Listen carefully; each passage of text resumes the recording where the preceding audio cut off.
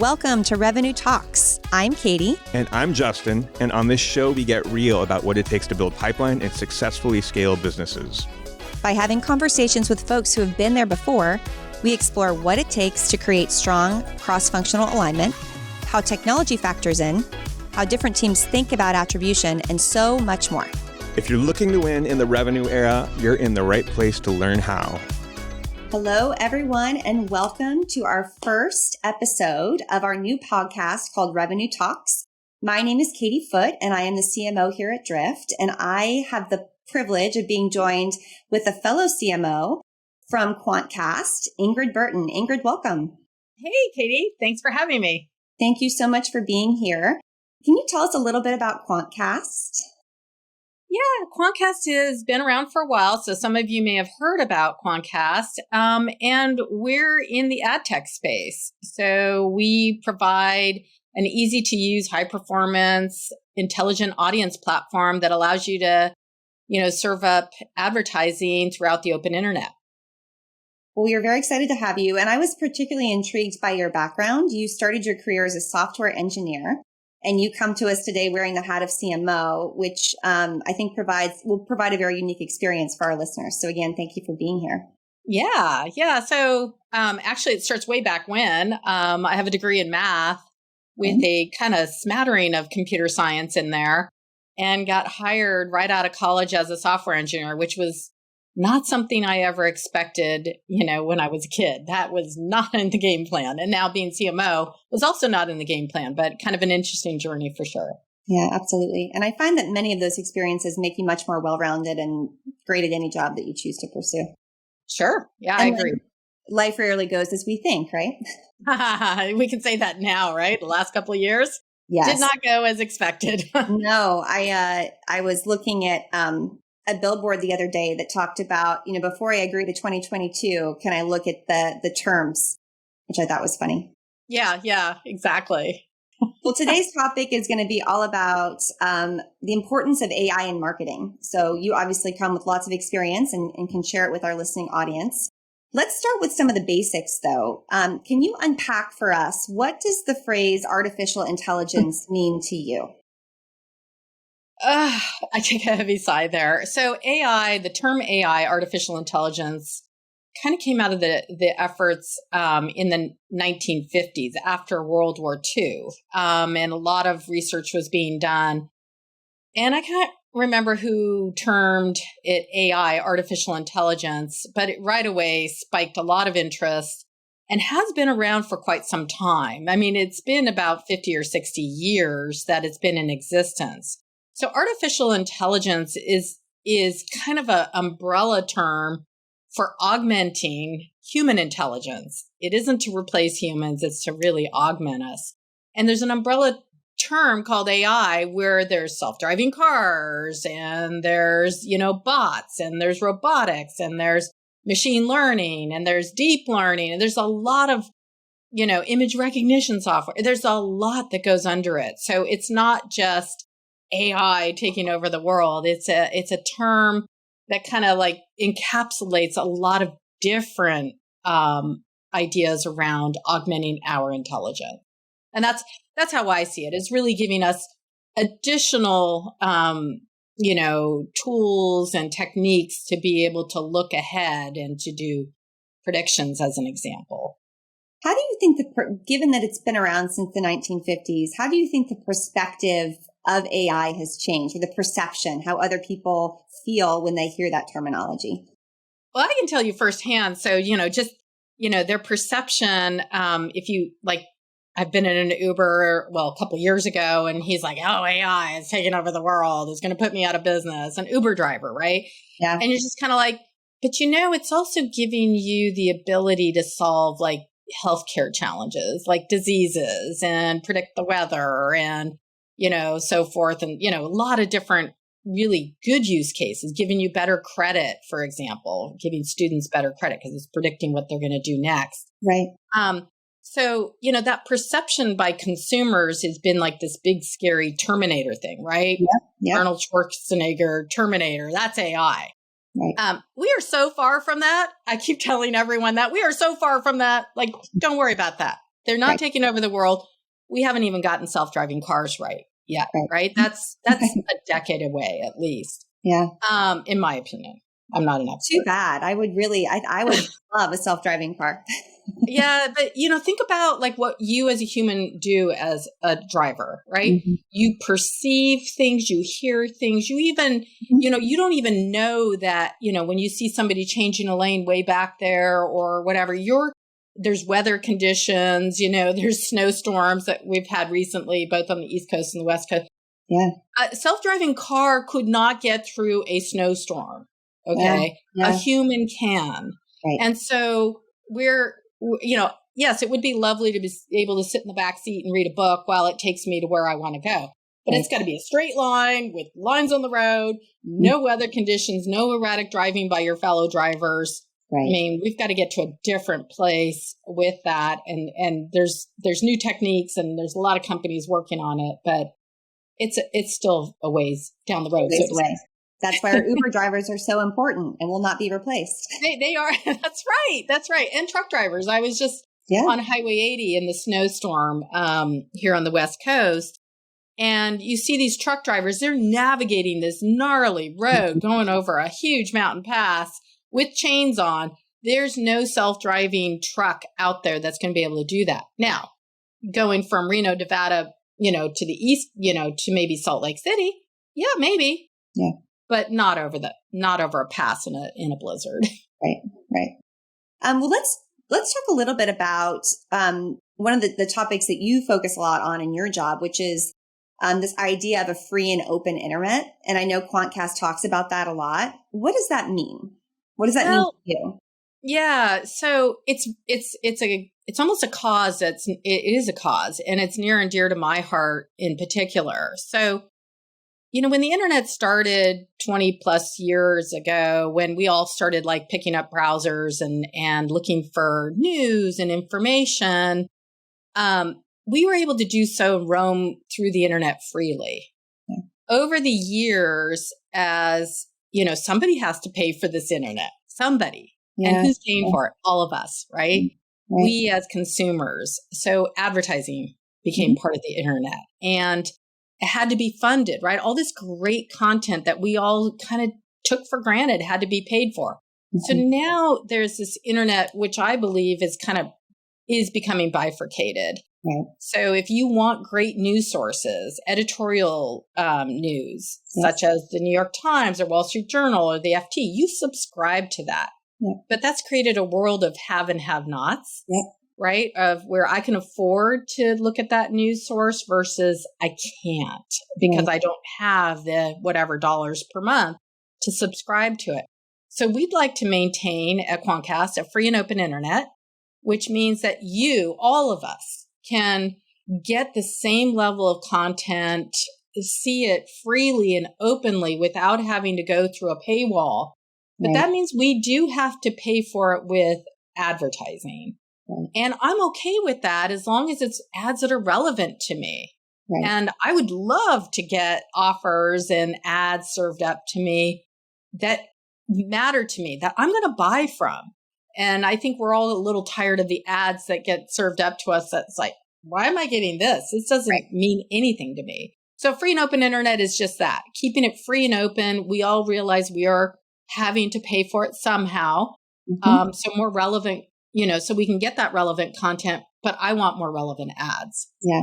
I mean, I just think about my own Christmas shopping list.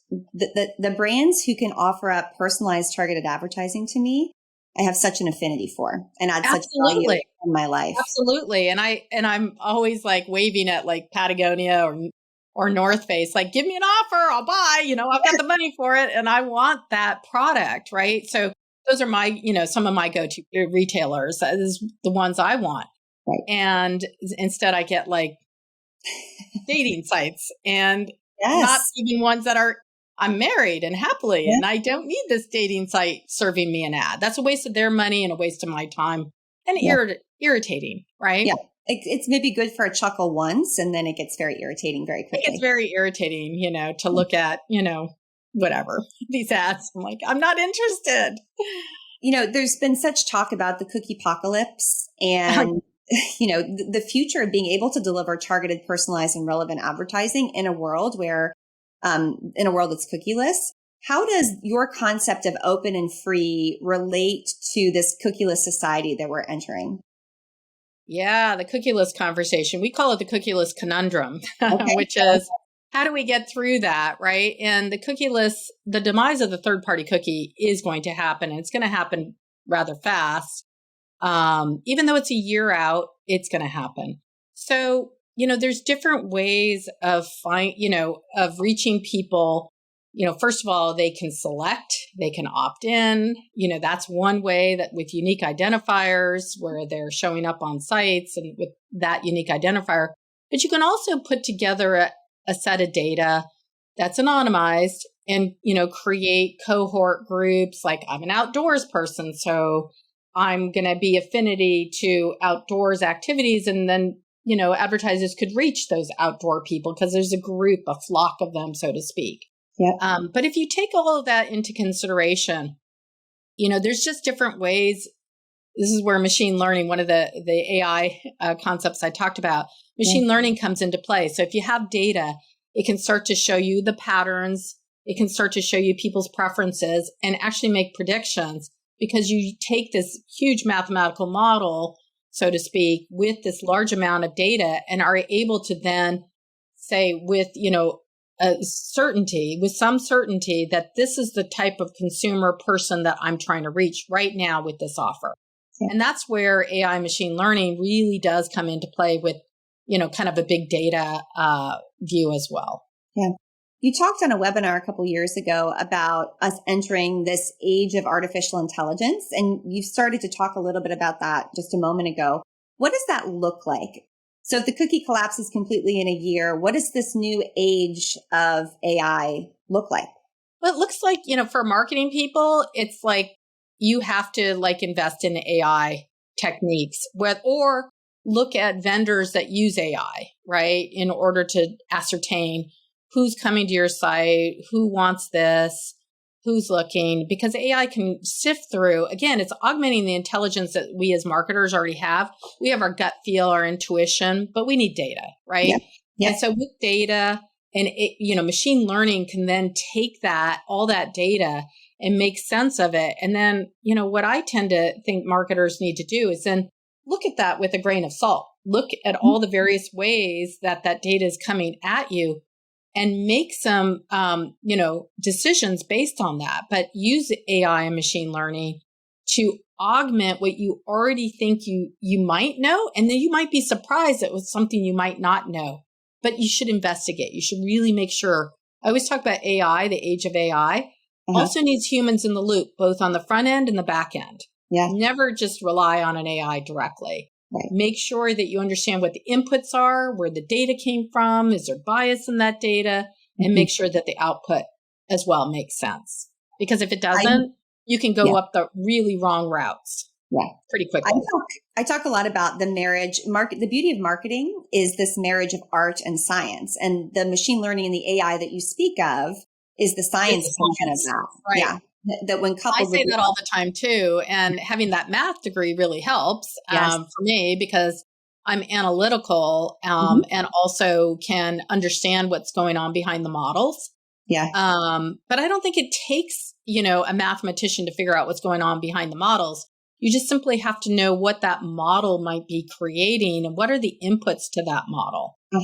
Are you looking at, demographic information? Are you looking at, contextual information? What are the things that this model is looking at to give you a degree of certainty about who that person is that anonymous person who might be on the other end, because you're not tracking them with cookies anymore. Right. So data really comes into play. First party data really comes into play. If you as a brand marketer have, a lot of your own first party data, that's great. You can start to make sense of what's happening on the open internet. So in other words, don't be scared of the algorithm, of the inputs. There's lots of ways to simplify. You don't have to be an expert. You have to be a data scientist to employ AI effectively. Yeah, and if you're a marketer and could hire a data scientist for your team, that would be ideal, but not everybody can afford that. So there's a lot of tools out there that, and a lot of vendors that are using AI embedded. We're using machine learning embedded within our solution, within the Quantcast platform, to give you that degree of certainty of who you might reach. And we're also already doing cookieless solutions today based on our machine learning algorithms that we have, the models that we're building on first party data today. So we're finding great results with that. So don't be afraid, but do ask the right questions about, understanding, ask the vendor to break it down. What kind of AI are you using? What machine learning algorithms? What are your inputs? Some of them are very basic statistical models. Right. They're not scary. They're just mathematical. Right. And as you alluded to earlier in our conversation, AI is such a broad umbrella that you do have to ask those questions to really understand and inform the right strategy for your business. That's correct. Because you can go down the wrong route. Don't get tripped up on the terminology. And I do encourage marketers, actually all business people and college students today, to kind of take some courseware. And my recommendation, if I can make a plug for them, and I have no affiliation with this organization, is Coursera. Oh, great. So Coursera has an AI for Everyone course. Great. It's about 4 weeks, but you could do it in a couple of hours, I think. You could do it in a day for sure. And it's taught by Andrew Ng, who is one of the premier AI experts in the world. He's also the founder of Coursera, but he breaks it down into very simple concepts so business people can understand the terminology, understand what it is and what it isn't, what you can measure. And where we are today. So this course came out a couple of years ago and I still recommend it, highly recommend it. I mean, what we can understand feels so much more manageable. So that's great. It's a great recommendation. Exactly. And that was actually going to be one of my questions for you. Where do you think marketers in particular get it wrong when it comes to AI? I think they think I think businesses, not marketers. I think businesses think, if I have AI, the CEOs might be saying, if I got AI, then I'm going to be that much smarter, or I'm going to make better decisions or what have you. But you can't outsource your brain, right? Right. So to say that it's a panacea or that it's the big Band-Aid that's going to go find you leads or going to go find you new customers, it's just another tool in your toolbox. Is the way I see it. There's a lot of great technologies out there for MarTech and AdTech stacks. But I would make sure that, a lot of people talk about AI, but not a lot of people are still doing it.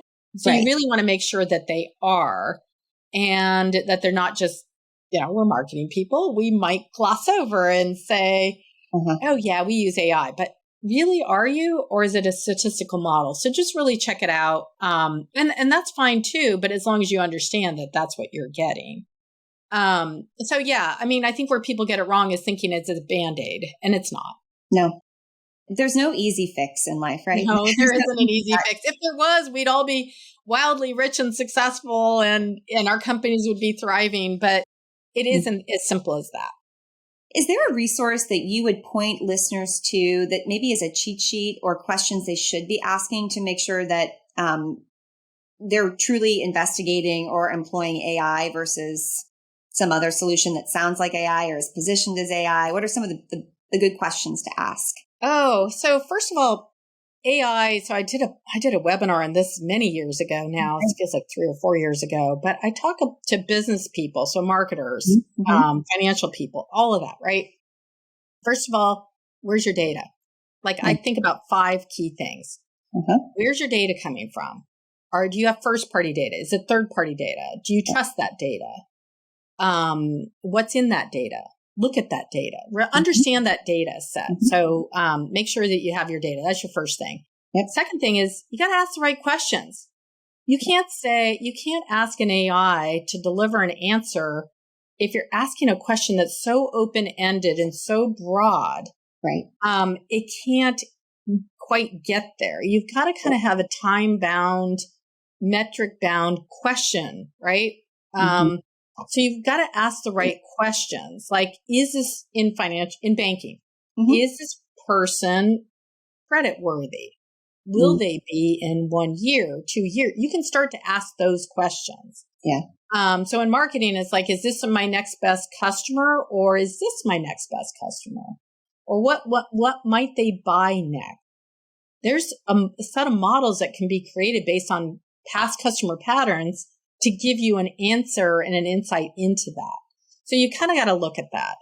So ask the right data, ask the right questions, make sure that you understand the results and that you can explain those results. And there's a whole field called explainable and responsible AI. Mm-hmm. But that really is looking at, is that model correct? And is it yielding the right results? So is there bias in that model? Mm-hmm. And bias does happen in models because humans create the models. Yep. So you've got to understand that you could have a biased answer that you may not want to see, right? You might be missing a whole segment of people, especially in advertising and marketing, that you didn't know you weren't reaching because you might have had bias in your model, excluding a class of people or citizens out there that you did not intend to do. Right? It was an unintended consequence. So those are the key 3 things that I would really look at. But really understanding from start to finish, it's data, it's what am I using, and how can I explain it? That's so helpful.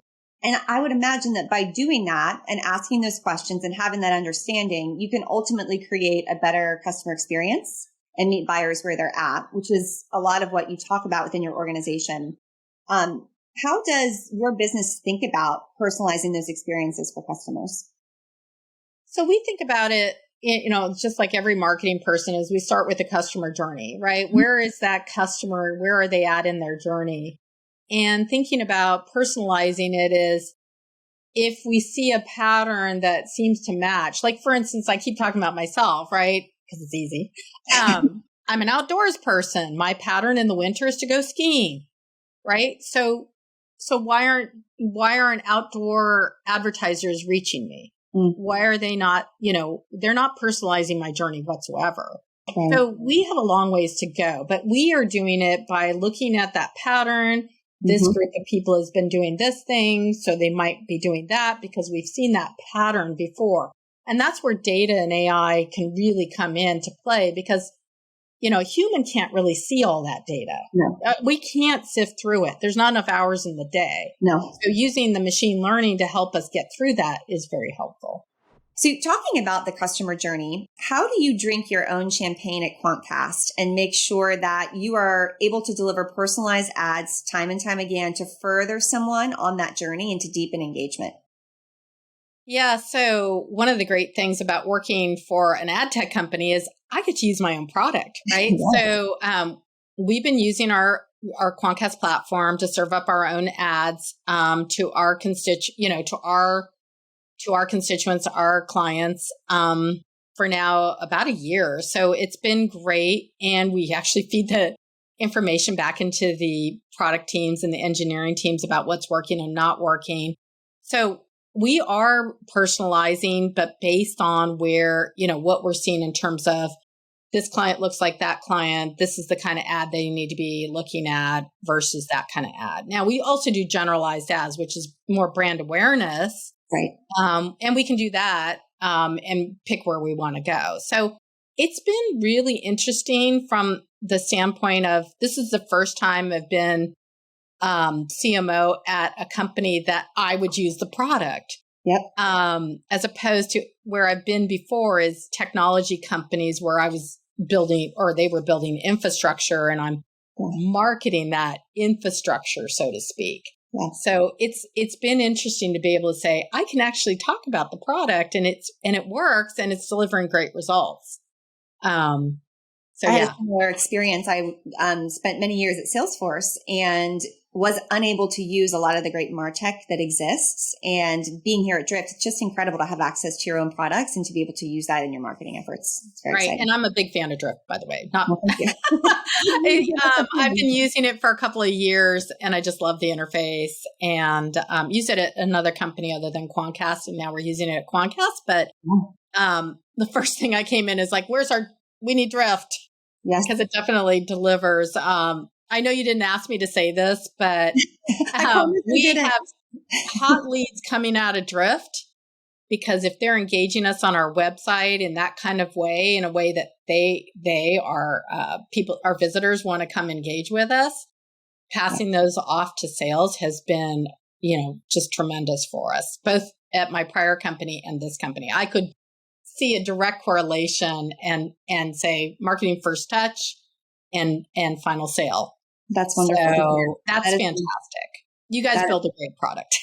Yeah, I'm a huge fan, obviously, but still being relatively new to Drift, I feel like a kid in a candy shop. To your point, being able to being a marketer and being able to use your own product is really exciting. It's really exciting, and the results, and you find out, like, I can put myself in another marketer's shoes and say, yes, I mean, we're using this, and look it, we can do it quite simply, and here's all the things you're getting. Here's your benefits. Yep, exactly. Is there anything else you would say to marketers on the topic of AI data, bringing it all together and making that art and science work to deliver magic for the consumer? Yeah. So I think, I think I've said it already, but really make sure that, your creativity is there, and using machine learning AI as a tool to help you achieve your results can be quite astounding, right? You can see some great results, and you can measure, because it's all mathematical, you can measure your results. So don't ignore AI, I guess it would be my take. And figure out the vendors that where's your MarTech stack going? Can you simplify your MarTech stack? Do you have a data science team if you're at a large company, you might have a data science team. Get somebody assigned to you. I mean, you can create models that say my next best customer based on your first party data, other data that's available, and figure out what's going to happen next. I mean, I think it's an exciting area. Get your digital marketing teams well versed in it, and you can start to see some real growth. Great. Have you, having used your own product and employed some of these philosophies yourself with your team, have there been any key learnings, or what's your journey been like? My own journey. Well, not everything works the first time, right? It's not as, if it was so simple, everybody could do it, right? That's another key learning, which is, we all tend to make mistakes, or we go down the wrong, rabbit hole. My big thing is learn fast, fail fast, right? Yeah. And move on quickly. And, we're doing our annual performance reviews right now at our company, as many companies might be doing. But, it's like, there was one instance where I should have seen this one coming, and I could have, failed faster. Yeah. And moved on. But it's learning. It's constantly learning and making sure that you're not just using the same old things and the same techniques. There's other ways, right? And there's new techniques that are out there. Not to say that the old techniques of marketing don't work, because they actually do, because they're new again. What's old is new again is my other saying.